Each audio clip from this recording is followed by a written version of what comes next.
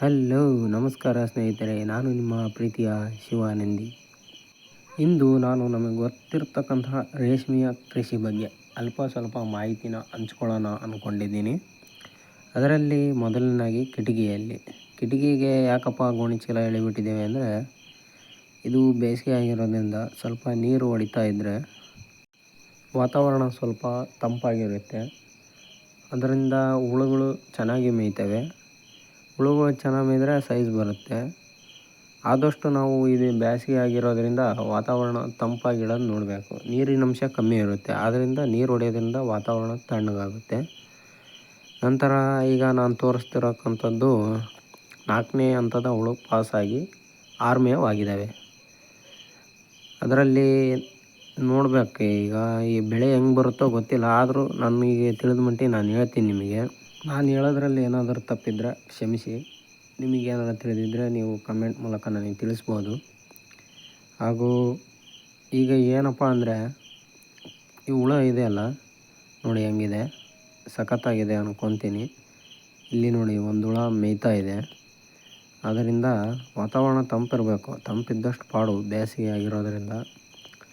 ಈಗ ಸಾಯಂಕಾಲದ ಮೇವು ಕೊಯ್ತಾ ಇದ್ದೀವಿ. ಇಷ್ಟು ಕೊಯ್ಕೊಂಬಂದು ಸ್ಟಾಕ್ ಮಾಡಿದ್ದೀನಿ. ನಂತರ ಹೆಂಗೆ ಅಂದರೆ, 4 ಕಟ್ಟದಲ್ಲಿದ್ದಾವೆ ಹುಳ, 160 ಲಿಂಕ್ಸು. ನನಗೆ ತಿಳಿದ ಮಟ್ಟಿಗೆ ನಾನು ಹೇಳ್ತೀನಿ, ಬೇಜಾರಾಗಬೇಡ್ರಿ. ಹೊಸ್ದಾಗಿ ಕ್ರಿಯೇಟ್ ಮಾಡಿರೋದ್ರಿಂದ ಸ್ವಲ್ಪ ಸ್ವಲ್ಪ ತಪ್ಪಾಗ್ಬೋದು ನಾನು ಹೇಳೋದ್ರಲ್ಲಿ.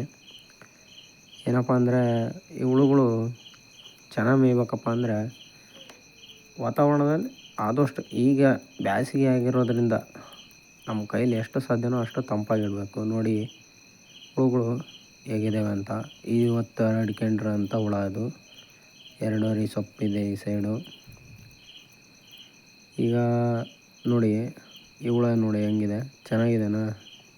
ಚೆನ್ನಾಗಿರಲಿದೆ ಅಂದ್ಕೊತೀನಿ. ನಾನು ಹೊಸ್ದಾಗಿ ಕ್ರಿಯೇಟ್ ಮಾಡಿರೋದ್ರಿಂದ ಸರಿಯಾಗಿ ಮಾತಾಡೋಕ್ಕೆ ಬರೋಲ್ಲ. ಮುಂದೆ ಹೋಗ್ತಾ ಹೋಗ್ತಾ ಕಲಿತೀನಿ. ತಪ್ಪಿದ್ದಲ್ಲಿ ಕ್ಷಮಿಸಿ. ನಿಮಗೇನಾದರೂ ತಿಳಿದಿದ್ದರೆ ಹೇಳ್ಕೊಡಿ, ತಿಳ್ಕೊತೀನಿ ನಾನು. ಮತ್ತು ನೋಡಿ ಈಗ ಸೊಪ್ಪು ಹಾಕ್ತೀವಿ. ಸೊಪ್ಪು ಹೆಂಗಪ್ಪ ಹಾಕೋದಂದರೆ, 1 2 3 ಕಡ್ಡಿ ಜೊತೆಗೆ ಹೊಂದ್ಸ್ಕೊತ ಹೋಗ್ಬೇಕು.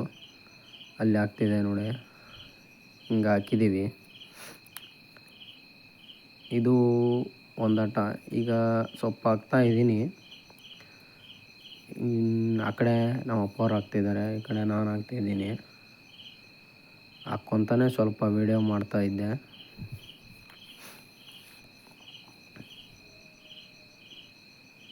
ಇದು ಪೂರಾ ಸೊಪ್ಪಾಗಿ ಹಾಕಿದ ಮೇಲೆ ತೆಗೆದಿರತಕ್ಕಂಥ ಒಂದು ಕ್ಯಾಪ್ಚರ್ ನೋಡಿ, ಹಿಂಗೆ ಕಾಣಿಸ್ತಾ ಇದೆ. ಸೊಪ್ಪು ಹಾಕಿದ್ದೀನಿ ಪೂರಾ. ಏನಾದರೂ ಗೊತ್ತಾಗಿಲ್ಲ ಅಂದರೆ ಕಮೆಂಟ್ ಮೂಲಕ ಹೇಳಿ, ನನಗೆ ಗೊತ್ತಾದಷ್ಟು ತಿಳ್ಕೊತೀನಿ. ನಾನು ತಿಳಿಸ್ಲಿಲ್ಲ ಅಂದರೂ ನಮ್ಮ ಸೀನಿಯರ್ಸ್ ಕೂಡ ಫೋನ್ ಮಾಡಿ ಆಗಲಿ ತಿಳಿಸ್ತೀನಿ.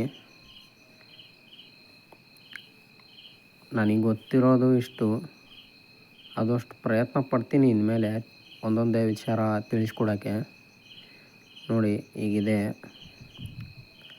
ಸೊಪ್ಪು ಹಾಕಿದ್ದೀನಿ. ಹುಳ ಒಂದೊಂದೇ ಮ್ಯಾಕ್ ಬರ್ತಾಯಿದ್ದಾವೆ.